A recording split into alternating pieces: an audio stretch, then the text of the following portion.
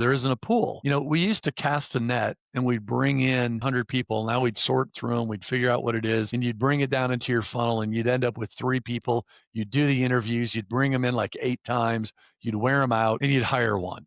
And then they'd stay with you 3 to 5, 7 years if you were lucky. Well, the pool got smaller and smaller. There was no longer a net. It was just one fishing pole out there. If you hooked one, you were lucky. You can forget doing more than about a couple interviews. Welcome to the CTO Compass podcast. I'm your host, Mark Wormgoor, tech strategist and executive coach.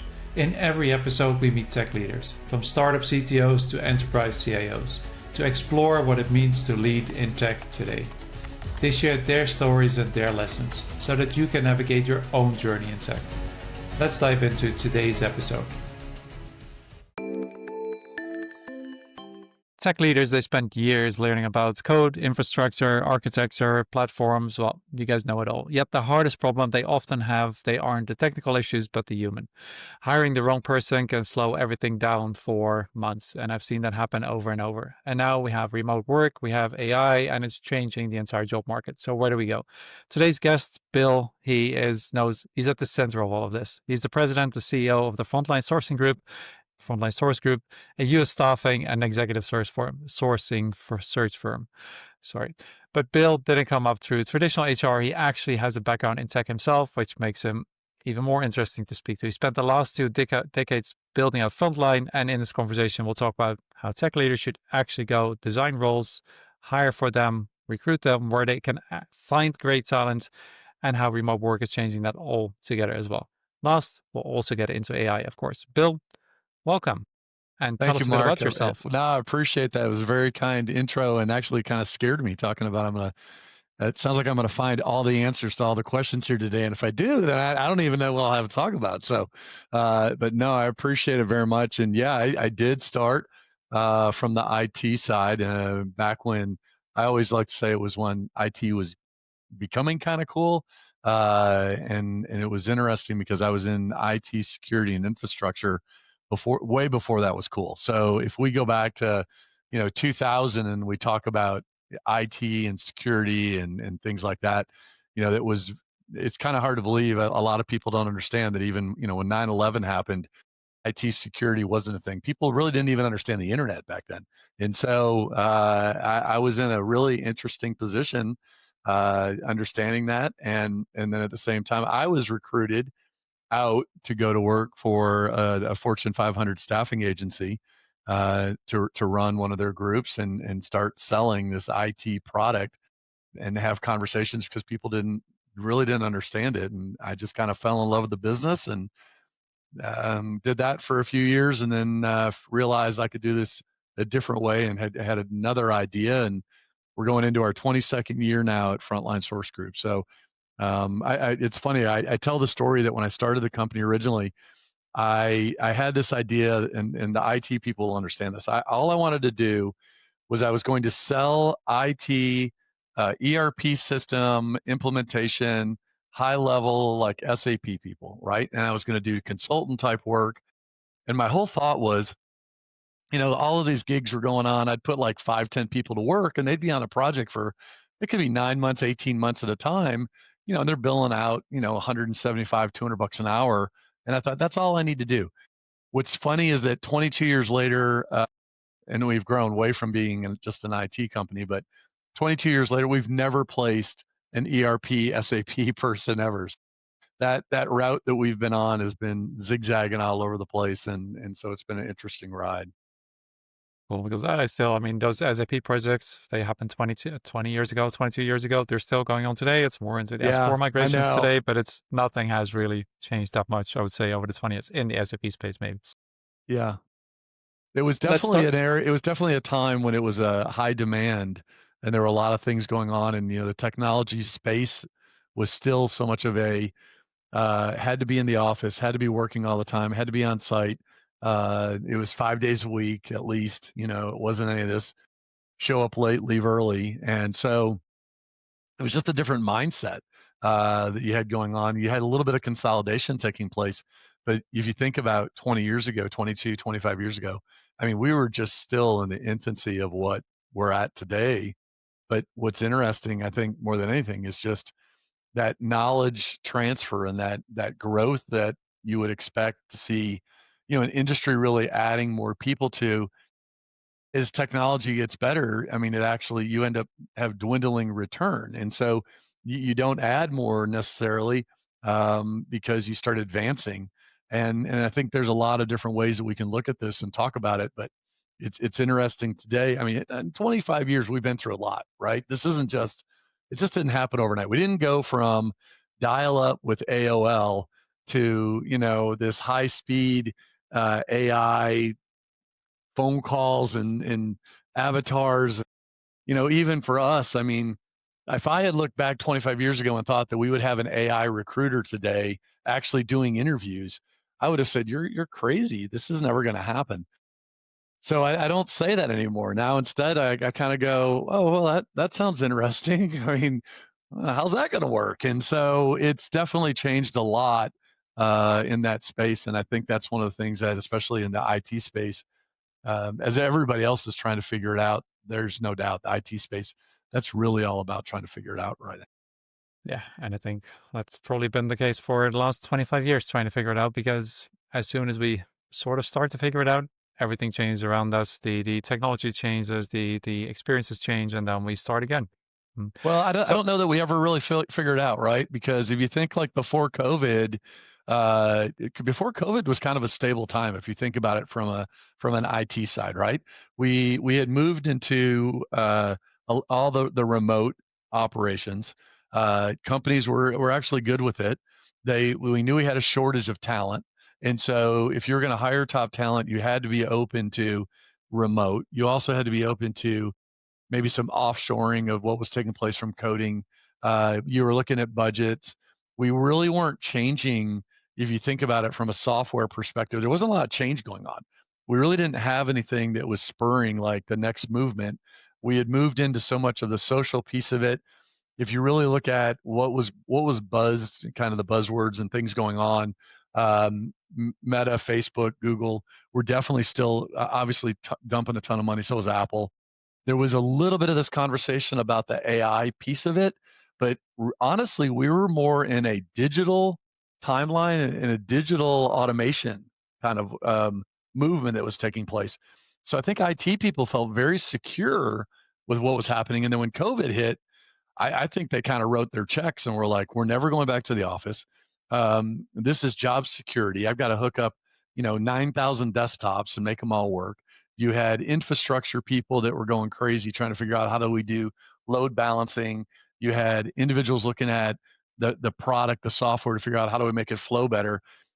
Man, it was like good times, man. We're rocking and rolling, but we weren't putting people into that space. And so we didn't have new individuals coming out of schools. We didn't have people coming into it going, hey, I want to jump into this. I'm going to start entry level.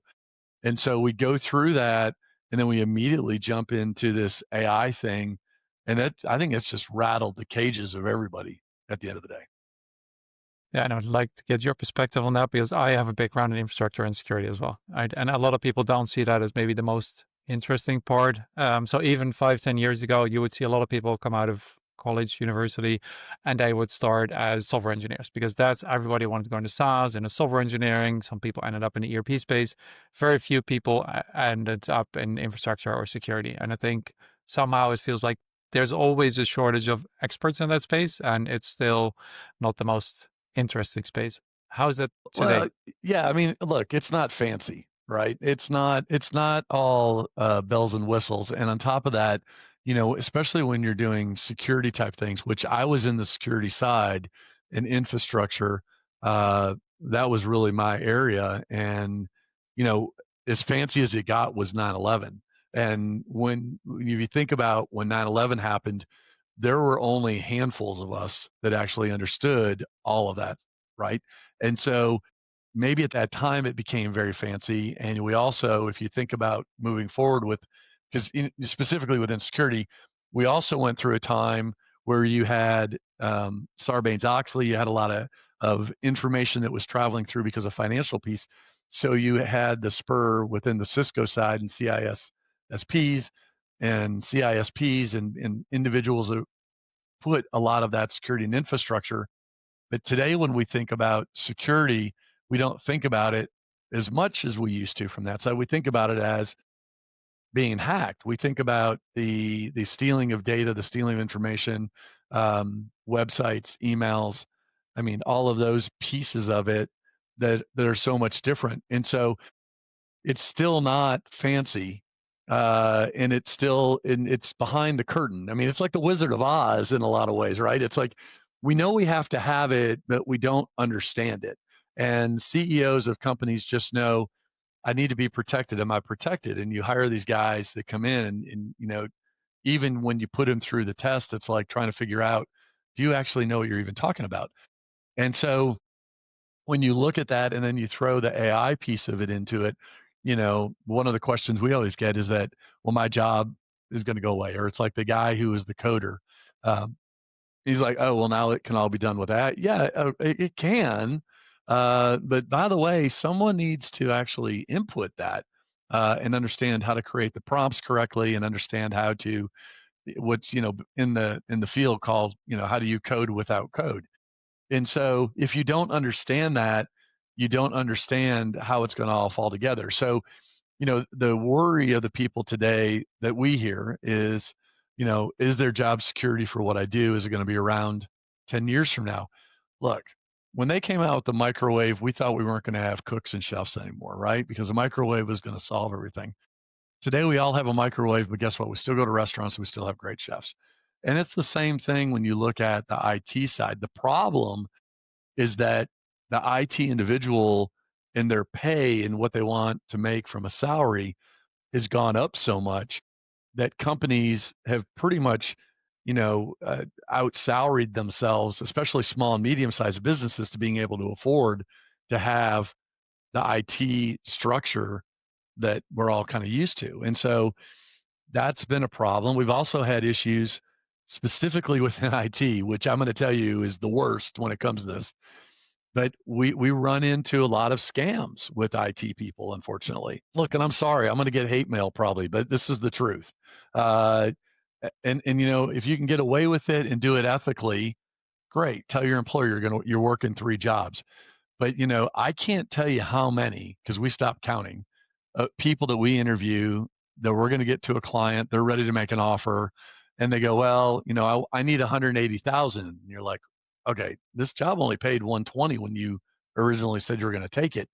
And they're like, well, yeah, but they want me to work full time. It means I'm going to have to quit my other 2 jobs. And you're like, wait a minute, you're working like two other, well, I do, 5 hours a week for this one and, 10 hours a week for this other one or something, let's say. And you're going, well, what hour? I mean, you do that at night on the side? No, I'm just on call during the day. Well, how can you do that if you're supposed to be working for this company full time during the day? And so it's just become a really interesting space to be in, because that's the question when people started the concern about working remote was how do we make sure that they're actually working for us the whole time, right? That was the whole dilemma before COVID. Well, you can't work remote because I can't make sure that you're doing it. How do I know you're showing up on at 8 a.m. and staying till 5? Okay, the regular person that does that actually ends up being the one you're not worried about. The guy who's in charge of the systems and making sure everything works, who's behind the curtain, that was the one they weren't worried about until really COVID hit. And then they realized, because there was such a shortage, that, yeah, it was pretty simple and easy for them to work 2 or 3 extra gigs on the side. And because at the same time, we were going through the gig economy, and everybody was kind of, not everybody, but a lot were picking up extra side gigs to make some extra money. Now, all of a sudden, it became realistic. Hey, if I'm going to work 60 hours a week, this is what I'm going to want. And so, again, you don't have the talent pool. There isn't a pool. We used to always talk about, hey, there's a pool of people out here. There's not a pool. And so the demand that is out there is high. The problem is that we have companies today with demands that are unrealistic. And that's the issue. The issue is the companies, a lot of them, and we're post COVID here, right? I don't know, what are we, 3 years plus 3 maybe? Uh, Now we're going back to hearing, I need this software developer, and we have a position like this right now, and it's a great position. It's in Florida, If anybody's in the Orlando area, reach out to me. It pays great, great company, but it's in office 5 days a week. It just you're not attracting the talent, and that's the problem. That I understand that that's what your model is, but you can only bring so much into your neighborhood, and if they're not there, but they're located in Boulder, Colorado, then figure out how to get a monitor on them to make sure they're going to do what you need to do and go hire the talent. So I think that's the biggest thing is that the talent's out there. It just isn't necessarily exactly where you want it to be. Not in your Yeah. city, even. Yeah. Yeah, exactly. Let's take it a couple of steps back. So if I'm maybe this company in Florida or somewhere else, if I'm a tech manager, right, and I want to go and hire the right person, that software engineer that you talked about, where do I start, right? Because a lot of people follow the process that they know, the process that they have in their heads, but that more often than not, well, either takes a very long time or it just doesn't lead to the right hire. So where should I start? What should I really, really do? Yeah. So that's a great question. That's one of those conversations I have. In fact, I had one yesterday. I took a phone call with a potential client yesterday on a Sunday because just like everything else, it's unrealistic to think that we only recruit Monday through Friday from 8 to 5. That's not the way it works, right? And that's not the way that you attract top talent. That's the same type of mindset that a manager needs to take. They need to think about it as this isn't an 8 to 5 job, quote. This isn't an 8 to 5 process. And by the way, as I said just a moment ago, there isn't a pool. We used to cast a net and we'd bring in, and here we go. Oh, look, we got 100 people. Now we'd sort through them. We'd figure out what it is, and you'd bring it down into your funnel, and you'd end up with 3 people. You'd do the interviews. You'd bring them in like 8 times. You'd wear them out, and you'd hire one, and then they'd stay with you 3 to 5, 7 years if you were lucky. Right. Okay. Then we switched. Well, the pool got smaller and smaller. There was no longer a net. It was just one fishing pole out there. If you hooked one, you were lucky. You can forget doing more than about a couple interviews. That's not going to happen because they're done, right? Because you can't. And so what I encourage companies to do today, and somebody that not too long ago told me that this advice was horrible. This was the worst advice I could give anybody because it takes away from me making a living. And I said, it's the best advice because the more someone understands the difficulty in finding top talent, the easier it makes my life. Because I'm not trying to fool anybody about this. This is a conversation I have up front. Start early with your search when you're looking for people. If you're running a group and you're the manager, and let's say you're running a developer group, and let's say you're lucky you've got 3 people in your group, and you have absolutely no headcount for the entire year. You're not going to have that. Then the easiest thing you can do as a manager is to go onto the number one source that's out there today, and that's LinkedIn. And at the end of the day, start having conversations with people and join groups and start talking to people and talk about positions that you fill within your group so that you're starting a conversation and you're connecting with developers so that when you have a position that comes open, you put it through to your network and say, hey, I have something going on. Or for that matter, create something, I'm always looking for people like this. Now, the argument is, okay, well, I did that, and guess what? Somebody all of a sudden approached me and they're available, and my gosh, they're incredible talent, and in fact they're better than anybody I have. Well, then put together a proposal to take to your management to explain to them why you need to hire this person, or figure out how you can bring that person on part-time, because what happens is what you don't know. And think about that. What we don't know is what will happen. And so when you least expect it, expect it. You think your team is solid. Nobody's going anywhere. That's not going to happen. Everybody's there. We're all good. Nobody's going to leave. They all love working for me. That is when it hits the fan. And that is when, out of nowhere, one of them says, guess what? Those 6 emails and in-mails and phone calls I get every single day, I decided over the weekend because I didn't like my bonus. I didn't like that I didn't get an increase. I didn't like whatever. I don't like the fact that I have to come to the office one day a month. Took them up on it, and I've been interviewing, and I'm going to go ahead and accept that offer they just made me, and I'm leaving. And guess what? The company policy is somebody does that, we don't give them, we're not going to counter. Have a good day. You're gone. Okay. Now to fill that position, you think you're just going to go out there and find somebody overnight? You think you're just going to go to an agency? Because this is the other thing that happens. And you're going to go to an agency and you're going to call like 5 of them because you're going to do it contingent. And you're going to be, because your management's telling you, get their price down. They're going to overcharge us. They're going to get the price down. So now you're going to look for top talent, and you're going to try to bargain shop at like a flea market, right? So you're wanting to hire top talent to replace this individual in the intellectual property they just walked out the door with, but yet you want to pay as little as possible in a market where you have absolutely no pool. And then you're going to be upset when these agencies don't find you anybody. It doesn't work within that way. days. Yeah, exactly. It doesn't work that way. So instead, what we do is to say, we don't work that way. If it's about that, call somebody else, because we're going to tell you the truth. We don't even do it on a contingent basis because we can't. It doesn't make sense. Plus, by the way, why are you using 6 companies? That's ridiculous. And when you do contingent, there's no skin in the game with anybody. So we do an engaged search, which is the best thing that anybody should do. And you get people involved and you start that partnership. But you also need to look at what you're looking at. You got to look at that description to understand if you're making them come in the office 5 days a week, and that's not what the market's telling you, you've got to adapt. And I'm sorry. That's the, and I get it. And I hear this all the time. My CEO says, no, it just absolutely not. Well, then your CEO somebody needs to tell him, then you're not going to be able to fill the position.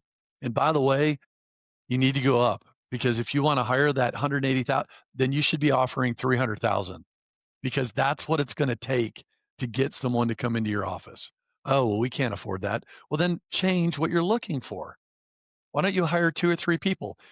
And that's the interesting part, is that I don't understand why they're not doing that as much. Why don't you then just go and hire a couple people to fill the role? Because they're all working multiple gigs, and there's plenty of opportunity out there to pick up a position that somebody wants. Hey, I just need somebody 10 hours a week on a retainer if you're needed, but I need to know I can get you for those 10 hours or maybe 5 hours, whatever it may be. There's plenty of opportunities for things like that, and you'll be able to find people. But they don't think about it like that, because every company's mindset, not every, a lot, is that everyone out there is out to rip you off. And I think that's where it's actually hurting, especially the IT sector right now today, uh, and not helping. But they need to be on LinkedIn, and I don't understand it.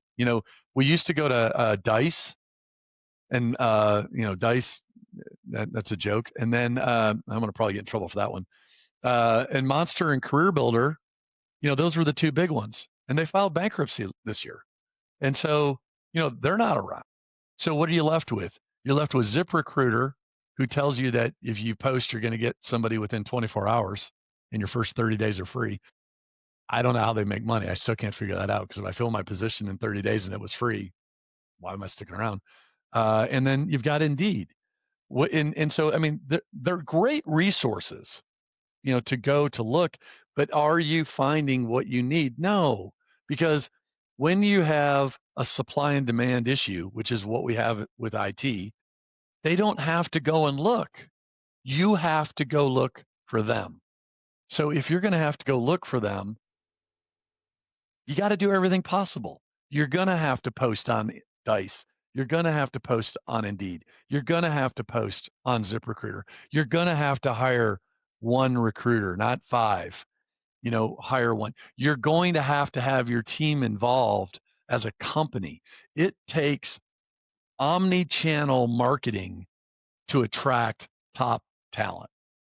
There isn't a silver bullet to find that person out there. And then I think the challenge is we have these tech leaders that only need to do this process maybe once a year, right? Especially if they're running a group of 3, 4, 5, 8 people.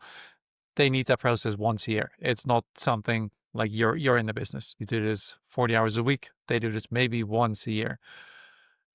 How do they figure it out, keep all that present, how do they go about that at that point? Or is it just Yeah, find an agency anyway? when they have a short-term need, I mean, the agencies can help out because let's bring them out as a contractor, right? And it really just depends on how their company is set up. Are they set up where they need to go through an agency or a third party to protect? Can they do a straight 1099 to someone? Again, I'm going to go back to LinkedIn. But here's the problem with LinkedIn, which is really another interesting kind of idea. You think about LinkedIn and how long it's been around now, and it hasn't been around as long as everybody thinks. It feels like they've been here for forever, but they haven't. And everybody's not on LinkedIn, which is another thing to me that blows my mind. And it really blows my mind is that the number of IT people that are not on LinkedIn blows my mind. So great, you're on LinkedIn, you got a profile, and here's the next thing I hear. Well, I don't do anything with it. I haven't logged in years. That's a mistake.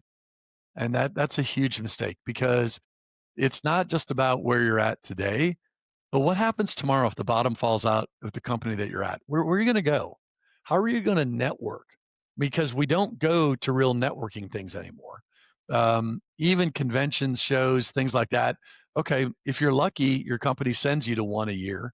And then if you do have, a local networking, IT group in your area and you're near a large metropolitan place, then okay, maybe once a quarter if they still do them even in your area, but a lot of them don't even do that. And so what you're left with is nothing. And so if you're not differentiating between everybody else, when it does come time, you're not up here, you're down here jumping back in. And yet you were way up here. Your pay was up here. This is what you demanded. This is your talents. You're not just going to roll out. One of the things we hear from clients almost every time a person interviews, 99% of the time, was, hey, they were great, loved them, they did great in the interview. We went and checked out their LinkedIn. They're not very active. Now, we used to hear social media. Hey, we went to their Instagram, we went to Facebook. There's some sketchy stuff. We're out, right? And then everybody found out and they started locking it down. And we also had a lot of EEOC issues and people looking at things. Well, guess what? LinkedIn isn't one of those. LinkedIn isn't something that is locked down in a company.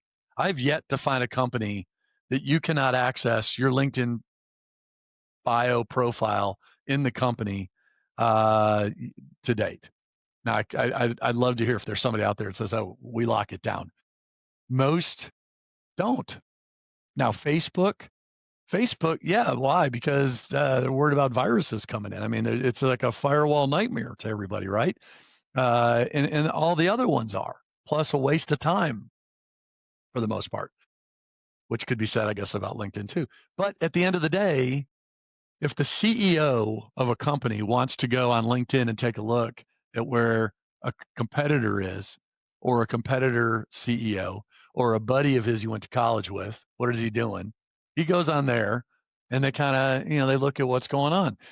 He doesn't go on Facebook at work. He's going to go on LinkedIn. So being on LinkedIn and being active is promoting your company, promoting what you do. It's telling others in that space that you're a subject matter expert, hopefully, what you do. And it's promoting. And that's what you should be doing, sharing, liking, congratulating, telling. This is how we now communicate, FYI, right? And so it's actually easier than it's ever been because you've got it on your phone and you can sit there while you're, in between commercials or watching football. And we do it. And we look at this stuff. And it's not the same as a Facebook, but it's something where you're leading a group. If you're in management especially, you should be on there. You should have your team on there. It also gives you an opportunity to look at your team. What's your team doing? What are they doing? You can tell pretty quick. Are they active? It gives you a head. Are they looking for a job? Why are they connected to other people that do exactly this? And like in our space in the staffing world, if I have an employee who all of a sudden is connecting with all these other staffing companies, you're like, what are you doing? Because you going somewhere? I mean, it should be used as a tool for you to connect with people and build relationships. And so I can't stress that enough. Whether you use it in the right way or not, you got to be on LinkedIn. And that's for everyone then. It's the Yeah, experts, right? Maybe one day the company falls out and they find a new role, as well as for the hiring manager, they build their network so that if something happens, they need to hire somebody, they already have the network and they can just go in the network, because that's still the fastest way to go. It's by far. And as long as when you go on LinkedIn and send an invite to connect to the CEO of Walmart, that tells you there's something. Now I understand somebody will be like, well, why would I want to? I don't know. But guess what? They're the fourth largest employer in the world. I mean, there's got to be. He posts all the time, and so they're posting information. Even if it's something of value and you share it to the people that you know, they may be like, "Wow, that was interesting. I didn't know about that." But the fact that you can do that, the fact that you have access to information like that, to me, that's mind-boggling. And that's where it's pretty impressive. Cool. I want to get into this remote work thing a bit more. I mean, you just gave this example from a company in Florida, want somebody in the office, and their best candidate could be in Boulder, Colorado, or anywhere else, right? And I guess the US is a big place. Maybe some smaller countries this doesn't play, but we may actually even hire overseas or in another country, Canada or Asia or Europe. I mean, especially now with all these experts, it becomes harder and harder to find somebody that actually understands the technology that you're looking for. So how do you look at that? The talent pool or the teams that tech leaders are building now? Is that more remote, all remote, hybrid? What happens?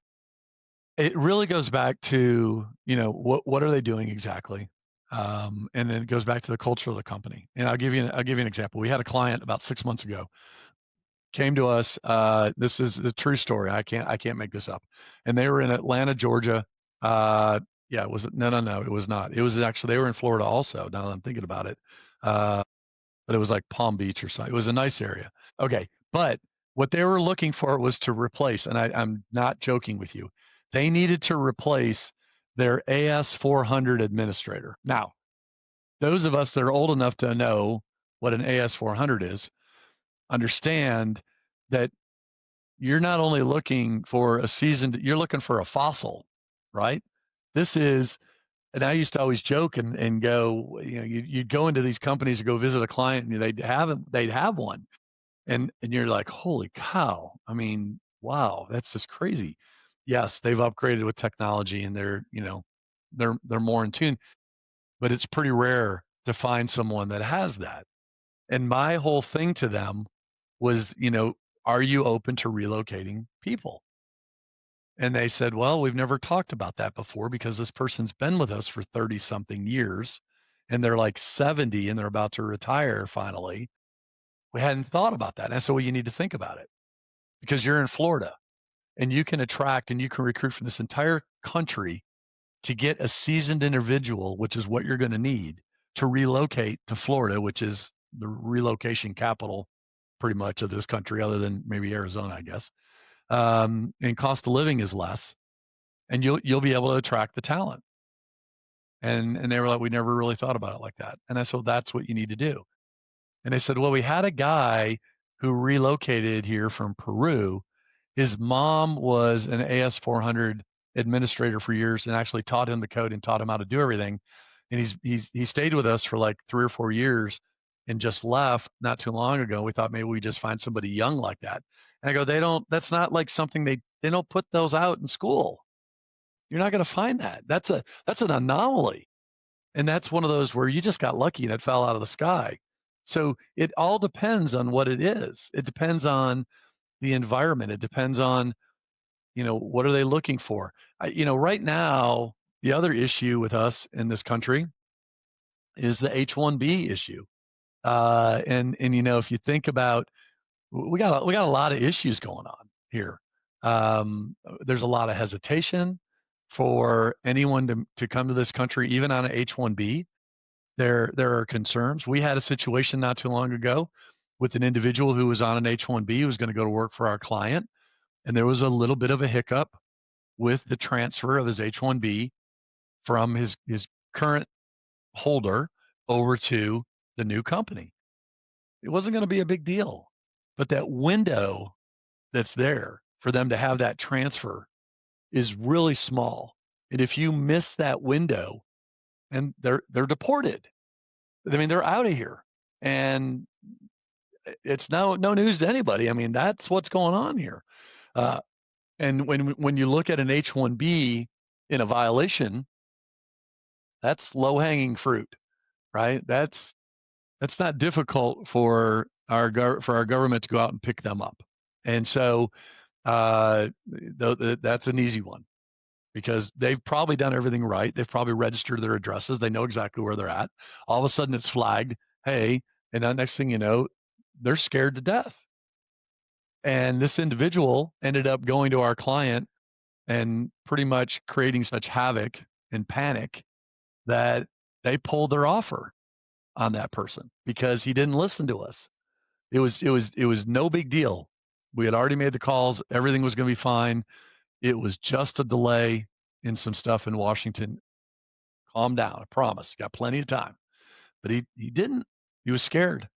And so because of that, they pulled the offer. Now he didn't have a job. Now guess what? He was going to get kicked out. And so, I think when they're talking about remote, when they're talking about fewer people, when we're talking about in office, there's not a right or wrong answer. And I think from an IT manager perspective, they take direction from the CTO, CIO, who takes direction from the CEO or COO or somebody that, as they say, that shit rolls downhill, and they have to do what they're told to do. But I think that if people were smart in the way they did it, they would present business cases to explain why we need to differentiate, why we need to diverse in the way that we look at things. How do we use, our partners and contractors in a different manner? How do we make sure we don't put all of our eggs in one basket? Because just as we talked about right in the beginning, when you least expect it, expect it. It feels to me like this is not a new story. I've seen a story for 20 years at least where we need to have either different salaries, we need to have differentiation in IT because the salaries need to be higher than somebody else, or otherwise we're not going to be able to find someone. Or how long has this been going on Oh, in IT? forever. Yeah. I mean, it really started in the United States. It started about in 2009, I would say 2009, 2010, when we went through the Great Recession, almost a depression here, right? And we had the complete failure of all the banking systems and the infrastructure and everything that took the mortgage and loan business and all of that took place. That's when it really started. And again, we if you think about technology, we go through these phases of 5, 10 year spans before we have something new that comes out that kicks us to the next level. And when you really think about it, I mean, if you think about the internet in our today, and you think about internet use, how many years have we really been using the internet as far as the public goes? We're like 27, 28 years theoretically of using it. Okay, think of where we're at, and then take a look now and look at AI. Think of where it took us like almost 30 years to get to where we're at today with the internet and utilizing it and optimizing it to be able to do a conversation like you and I are having right here over video and talking over voice over IP and everything else that we're doing here today. 30 years to get there. Now take a look at what AI has done in 27 months. Now you tell me, where are we going? I mean, what's going to happen here? So if you're not changing quicker than what's changing outside around you, you're going to fail. And that's my advice to these companies is that you've got, and a lot of them have, listen, a lot of them are so much better. COVID made them be that way. But they've got to do a lot more to get what they need.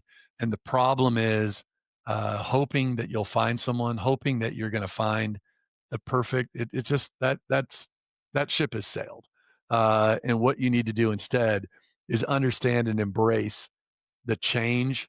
That doesn't mean, hey, I'm going to put everything again into AI, let AI run my whole operation. Though, I mean, I don't think anybody who does anything with AI today can argue that it's just the most amazing and fascinating product that's out there. It's mind boggling to me to see what it can produce and do for the novice person who has no knowledge whatsoever of IT. That scares me, but it doesn't mean that we're going to go away. It doesn't mean that the human touch of it's going to go away, but finding top talent, it's going to get more and more difficult. Right now in the United States, the average tenure of a person in a position is 1.9 to 2.9 years. That's the average, and they don't come out until next year with the update. Every 2 years, the Bureau of Labor Statistics comes out and tells us what the average is. I expect it to be less. And when you Wow. look at IT, they're not staying. Why? Technology changes. I mean, when technology changes, people leave. They're going to go after the latest and the greatest, and they're moving forward. And then when people want to hire to bring them in, it's really difficult to find. I mean, right now, try to find a person from an AI perspective. Guess what? You don't have to be an IT coder. In fact, some of the best people creating AI agents for companies, they're like right out of high school. They don't even have the college piece of it. That's not what they've done. They're already light years ahead of these other people and know how to create the agents and how to create, set it up, and run this stuff and automate beyond belief. And yet, companies go, well, we can't. They don't have a college degree. We can't hire them. I am telling you, that's getting ready to change, because it's not a matter of that anymore. And the demand that's there for what is needed in that space is difficult. The other hard part: how are you going to find these people? Where do you think these people are at? Do you think that these really intelligent people that are developing AI agents, you're going to find them on a job board? No, you're not. You're not going to find them on a job board. You're going to find them on Reddit. You're going to find them on LinkedIn. And companies need to understand that as well. And I think that's the other piece. To me, the Reddit is the sleeper cell, if you will. It's the one that isn't touched yet.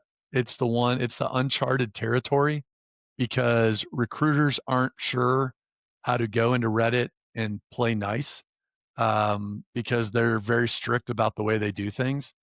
But, if I'm an IT manager, um, and a lot of IT managers are already on it, they get it. I don't even have to talk about it. But the LinkedIn piece of it is the one that I don't understand, because that's the professional piece of it.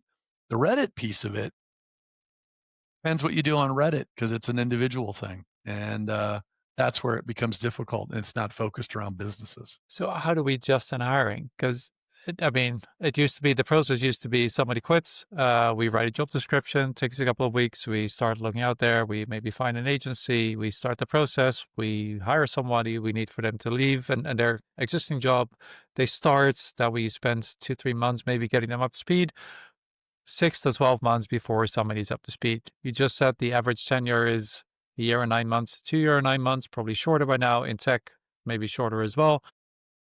Also, we're looking for somebody who has 5 to 10 years of experience in the field, which with at least AI, but a lot of other technologies, it's going faster and faster and faster. Even if you're hiring for Salesforce, it's nice that they have 5 to 10 years experience, but so much has changed in the last 2 to 3 years. You want somebody that knows all this latest stuff.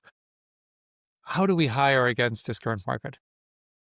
So, when you're in sales, the rule number one of selling is you sell all the time, right? You're selling all the time, no matter what. You sell, right? And when you're in the recruiting business, or you're in recruiting, or you're looking for talent, you need to be recruiting all the time. That's all there is to it.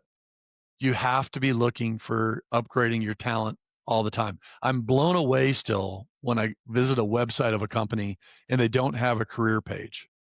And I'm telling you, I don't understand that. I don't understand why aren't you looking? You're in a field or a market, or you have positions in your company that are in high demand. Why aren't you looking? If that individual is not someone that you can use, then create a partnership with an agency, that when you find someone that you can't use, that you can give them to the agency and refer them to the agency. That's what we have started doing, is building that relationship with the companies to say, look, you guys, if you can't use them, send them to us. Refer them to us, tell them to come to our website, send their information and get in our system, because that's the least you can do. They took the time. If you don't have anything, then at least pass them on. Well, most companies won't do that. They'll hold on to them. And down the road, when they have a need, they'll go back to it and they'll look. That's what they should be doing. They should be thinking about this as inventory. And when their inventory goes out the door, they've got to replenish. And just like you said, if you're looking for something and if you got a 6-month ramp time, you don't have 6 months. You got 6 days because AI alone changes every 6 weeks. And so how can you stay on top of it? And then how can you even find someone with the experience? That's the other piece that's so difficult. I hear that a lot. It's like they need 5 to 10 years of experience. And I will always say, why? Experience with what? Just working experience, you mean? I mean, what are you trying to say? Because every bit of technology that you're talking about wasn't even here 5, 10 years ago. So that doesn't make any sense. And what the companies are actually doing is looking at, like, if you find an individual who's worked for a competitor of a company, they will be 9 times out of 10 more interested, even if they don't have a position, in talking to that person and making a position than they will the person who has experience in that specific skill set. Because the way that they're learning about their competitor is by hiring basically the low hanging fruit off of the competitor. It's not stealing anymore because I hired the person in. The person comes in, they're like, well, how did you guys do it? Well, we just kind of would do it this way. They didn't ask them to tell them how they made the widget. They just asked them to like, well, how did you guys kind of go about doing that? I don't need to know what the ingredients were, but it's interesting. That's how the companies are gaining that information, because how do they learn? How they learn about something new. Yes, we could go through and look at every purple squirrel or silver squirrel that runs past us and go, oh, let's try that. Let's try that. That's not going to be successful. Instead, find out what the one that's being, what are they doing? And how are they doing it? Well, it's much easier to hire a person out of that company than it is to reinvent the wheel. One of the last questions, soft skills. So I think one of the things that you talk about quite a bit is adaptability. How do we start hiring for people that can actually go along with all these tech changes instead of just, well, whenever new tech change happens, just hiring new skills just for that change? How do we hire the right people that might actually want to stay with us for more than the 2 years and 9 months? Yeah, that's a really difficult one. But part of that, I think, is also if we look at the stereotypical IT person, and I'm going to go back further. I'm going to go back to like 40 years, right? So let's go back 40 years ago, your typical IT person. And then let's talk about your typical IT person today. Um, that's not, they're not the same. They're not from the same mold. They don't act the same. Nothing about them is the same. And so it's not just an age thing. There is a personality difference that is kind of built in, because the IT person of 2025, 2026, call it, getting into this, they have been around technology since birth. And so that their personality is already different because they've embraced not just the technology piece, but the social media piece of technology, and living and growing up with that seasoned individual has not. Now, that seasoned individual brings skill set, management, experience, and things that new person coming in doesn't have yet. But when we talk about personalities and coming into a cultural fit of companies, it's very, very important that we remember that every single day, some of us get older. And as that happens, if you don't have something fresh coming in the door to change and make new ideas happen, then your company grows old and you end up with a bunch of AS400s, and you're looking around going, what am I doing with a bunch of AS400s? And I think Starbucks is a really good example to use. When you look at Starbucks in the beginning, and kind of the way they started, they were already ahead of their time, right? They were ahead of their time in ideas and thoughts, but there was also a changing of the guard that needed to take place in order to bring it up to where it now needed to be to move forward with what's happening. And by doing that, that's exactly what is taking place. They bring in new ideas, new thoughts, and new changes that have to take place. And so when you're trying to recruit for that, you have to think about it differently. You can't go and always be looking for the person just like you. Bring in just young, fresh, new talent, different ideas, Well, fresh ideas. we don't want to use the word young. So I just want to use, or kind of want to look at it as the fresh, new ideas, you know, but there's the mindset of thinking of, I am, okay, I'm the fossil. and I want to hire everybody just like me, and I can't. And that's the part of that transition and why HR departments are so good at looking at things differently. But the IT manager and the managers are not necessarily so good about it because they also scare the hell out of HR because HR doesn't understand anything about IT. And so they're like, well, the IT guy handles all of that. Well, that's great, but we also need to make sure that they understand, don't hire somebody just like you, hire someone that's going to be better than you, and that you can acknowledge that because that'll just add more value to your team. To wrap that all up, final question. You've seen lots of different tech managers, companies that are hiring tech talent, lots succeed, quite a few fail as well, I'm sure.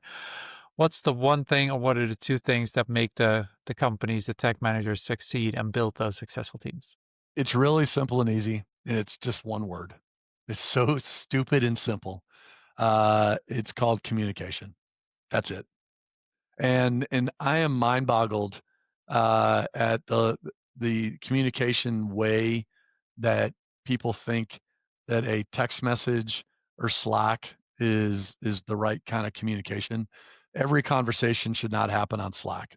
That's all there is to it. They still have a way to communicate via video, a Teams call, video call, or maybe they actually have a phone on their desk. Um, Communication is key.